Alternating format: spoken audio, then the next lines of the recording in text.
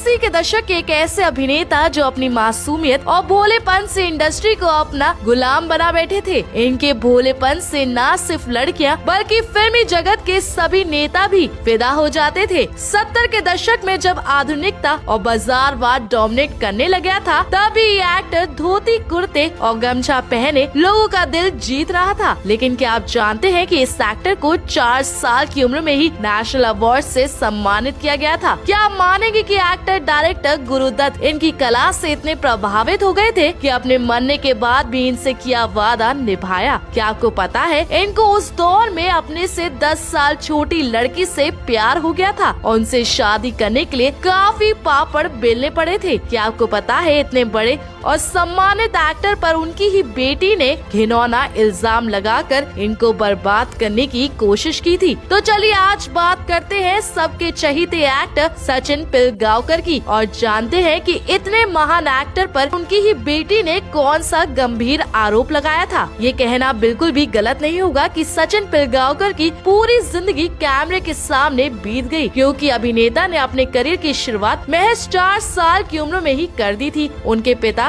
शरद पिलगांवकर एक प्रोड्यूसर थे। जब सचिन महज 3.5 साल के थे तो बतौर चाइल्ड आर्टिस्ट उन्हें मराठी फिल्म सुनबाई में छोटा सा रोल करने का मौका मिला। जब डायरेक्टर ने सचिन के पिता से बात करी तो उन्होंने तब मना कर दिया, लेकिन सचिन का फिल्मों में काम करने का आइडिया उन्हें बेहद अच्छा लगा। फिर सचिन जब 4.5 साल के हुए तो उन्हें राजा परांजपे की मराठी फिल्म हाँ माझा मार्ग एकला में पहली बार काम करने का मौका मिला और उन्होंने इस फिल्म में शानदार एक्टिंग भी की। इतना ही नहीं, उन्हें बाल अवस्था में की गई अपनी इस मराठी फिल्म के लिए राष्ट्रीय पुरस्कार से भी नवाजा गया था। यह पुरस्कार उन्हें तत्कालीन राष्ट्रपति डॉक्टर सर्वपल्ली राधाकृष्णन द्वारा दिया गया था। आपको बता दे, बतौर चाइल्ड आर्टिस्ट सचिन ने करीब 15 फिल्मों में काम किया था। मराठी फिल्मों में काम कर चुके सचिन ने फिल्म डाकघर से हिंदी फिल्म इंडस्ट्री में कदम रखा। ये उनकी पहली बॉलीवुड फिल्म थी। इस फिल्म के बाद फिर सचिन ने कभी पीछे मुड़कर नहीं देखा। इस फिल्म में काम करने के बाद सचिन ने अपनी दूसरी फिल्म मजली दीदी में इंडस्ट्री के बेहतरीन अभिनेता धर्मेंद्र और अभिनेत्री मीना कुमारी के साथ काम किया था। ऋषिकेश मुखर्जी के निर्देशन में बनी इस फिल्म में 2 दिग्गज कलाकारों के साथ स्क्रीन साझा करने के बाद सचिन ने बॉलीवुड की कई फिल्मों में काम किया। हिंदी सिनेमा की इन फिल्मों में ज्वेल थीफ, चंदा और बिजली, ब्रह्मचारी और मेला जैसी फिल्मों का नाम शामिल है। जब सचिन 9 साल के थे तब महान डायरेक्टर और एक्टर गुरुदत्त का फोन आया और वो सचिन को अपनी फिल्म में कास्ट करना चाहते थे। ये फिल्म अंग्रेजी फिल्म ओलिवर ट्विस्ट का हिंदी वर्जन था, लेकिन सचिन उस वक्त सिर्फ 9 साल के थे और जिस लड़के का किरदार उन्हें निभाना था वो 11 साल का था। जब सचिन ने गुरुदत्त से ये बात पूछी कि क्या वो उन्हें रिप्लेस कर देंगे, तब गुरुदत्त ने साफ मना कर दिया और कहा कि वो उनका 2 साल तक वेट करेंगे। फिर इसके कुछ समय बाद खबर आती है कि गुरुदत्त का देहांत हो जाता है। हालांकि इसके बाद जब सचिन 11 साल के हुए तो उनके पास गुरुदत्त के छोटे भाई का कॉल आया और उन्हें इसी फिल्म की स्क्रिप्ट भी दी गई जिसका गुरुदत्त ने वादा किया था। जैसे ही सचिन ने स्क्रिप्ट खोली, उसके पहले पेज पर लिखा था to be made with Sachin when he is 11। इस तरह गुरुदत्त ने मरने के बाद भी अपना वादा निभाया। इसके बाद चाइल्ड आर्टिस्ट के तौर पर जलवा दिखाने के बाद सचिन को अपनी जिंदगी का पहला लीड रोल बतौर हीरो फिल्म गीत गादा चल में मिला था। राष्ट्रीय प्रोडक्शन के बैनर तले बनी इस फिल्म में उनकी हीरोइन सारिका थी। ये फिल्म बॉक्स ऑफिस पर सफल रही थी। इसका सफलता के बाद मानो सचिन की तो लॉटरी ही लग गई। सचिन को लीड एक्टर के तौर पर कई फिल्में मिली। ये दोनों कलाकार फिर साल 1976 में बालिका वधू, कॉलेज गर्ल और नदिया के पार जैसी फिल्मों में साथ काम करते नजर आए। सचिन ने लीड रोल के अलावा कई फिल्मों में अच्छे सपोर्टिंग रोल भी निभाए हैं। उन्होंने त्रिशूल, शोले, अवतार, सुर संगम और सत्ते पे सत्ता जैसी फिल्मों में शानदार अभिनय किया, लेकिन इसके बाद उन्होंने निर्देशन की ओर अपना रुख किया। 1972 में आई मराठी फिल्म माई बाप सचिन की पहली डायरेक्ट की हुई फिल्म थी। सचिन ने कुल 15 फिल्म डायरेक्ट की थी। मराठी फिल्म में डायरेक्शन के बाद उन्होंने सुभाष घई के साथ बॉलीवुड में भी डायरेक्शन करने का ट्राई किया, पर वो फ्लॉप साबित हुए। बता दे, सचिन वापस से मराठी इंडस्ट्री की ओर चले गए। सचिन ने अपने करियर में 65 से ज्यादा फिल्मों में बतौर अभिनेता और 50 से ज्यादा फिल्मों में निर्देशक के रूप में काम किया है। निजी जिंदगी की बात करें तो सचिन ने 10 साल छोटी सुप्रिया से शादी की है। दोनों की मुलाकात एक सेट पर हुई थी। जब सचिन अपनी दूसरी फिल्म डायरेक्ट कर रहे थे तब उन्हें अपनी फिल्म के लिए एक नया चेहरे की जरूरत थी। तब उनकी नजर सुप्रिया पर पड़ी। वो पहली नजर में उनकी क्यूटनेस और डिम्पल्स पर घायल हो गए थे। धीरे धीरे दोनों के बीच नजदीकियां बढ़ी और प्यार हो गया। दोनों को 1 साल में ही यह एहसास हो गया कि दोनों एक दूसरे के बिना जी नहीं पाएंगे, जिसके तुरंत बाद दोनों ने शादी कर ली। इनकी शादी पर लोगों ने अटकलें लगाना शुरू कर दिया कि उम्र के फासले के चलते दोनों का जल्द तलाक हो जाएगा, पर ऐसा कुछ नहीं हुआ। दोनों ने बाद में एक बेटी को जन्म भी दिया जिसका नाम श्रेया रखा गया, जो कि बॉलीवुड में एंट्री कर चुकी है। श्रेया ने फैन और मिर्जापुर सीरीज में अपनी अदाकारी का जलवा बिखेरा है। आइए अब आपको उस किस्से के बारे में बताते हैं जिससे सचिन के करियर पर काफी गहरा दाग पड़ा, जिसका भुगतान एक्टर को आज भी करना पड़ता है। श्रेया के जन्म से पहले सचिन और सुप्रिया ने 1977 में करिश्मा मखनी को गोद लिया था। करिश्मा ने एज अ चाइल्ड आर्टिस्ट आत्मविश्वास मूवी में काम भी किया, लेकिन बड़े होने के बाद वो अपने सगे माँ बाप के साथ लंदन शिफ्ट हो गई थी। फिर बड़े होने के बाद वो लंदन से भारत एक्ट्रेस बनने का सपना लेकर वापस लौटी। उस दौरान सचिन और सुप्रिया नच बलिए कर रहे थे, जहाँ पर उन्होंने ये बोला था कि कैसे उनकी गोद ली हुई बेटी करिश्मा को उसके पापा चुपके से अपने साथ ले गए थे। जैसे ये खबर सुर्खियां बटोरने लगी, इसके बाद करिश्मा का भी इस पर जवाब आया। करिश्मा ने मीडिया में पूरा मामला समझाते हुए बताया कि कैसे सचिन और उनके पापा कुलदीप अच्छे दोस्त हुआ करते थे और जब वो छोटी थी तब उनकी माँ की तबीयत कितनी ज्यादा खराब हो गई थी, तो उनके पापा कुलदीप ने करिश्मा को सचिन के पास छोड़ दिया था और उस वक्त सचिन और सुप्रिया की कोई बेटी नहीं थी, तो उन्होंने करिश्मा का काफी अच्छे से ख्याल रखा और जो अडॉप्शन था वो कोई लीगल नहीं था। फिर कुछ सालों के बाद जब करिश्मा की माँ ठीक हो गई और सुप्रिया और सचिन की बेटी श्रेया हो गई, जिसके बाद सचिन ने करिश्मा से कहा था कि वो उनका घर छोड़कर अपने असली माँ बाप के पास चली जाए। करिश्मा सचिन की बात सुनकर चली भी गई थी। इसके बाद करिश्मा बड़ी हुई और फिल्मों में ट्राई करने के लिए भारत वापस लौटी, तो वो सुप्रिया और सचिन के साथ रहने लगी, पर उनका बर्ताव करिश्मा के लिए अच्छा नहीं था और सचिन ने एक बार फिर उन्हें वापस जाने के लिए बोल दिया था। अब इन बातों में कितनी सच्चाई है और ये कितनी झूठी है ये तो कोई नहीं जानता, मगर आप क्या कहना चाहेंगे सचिन पिलगांवकर के इस किस्से के बारे में? हमें कमेंट करके अपनी राय जरूर बताएं।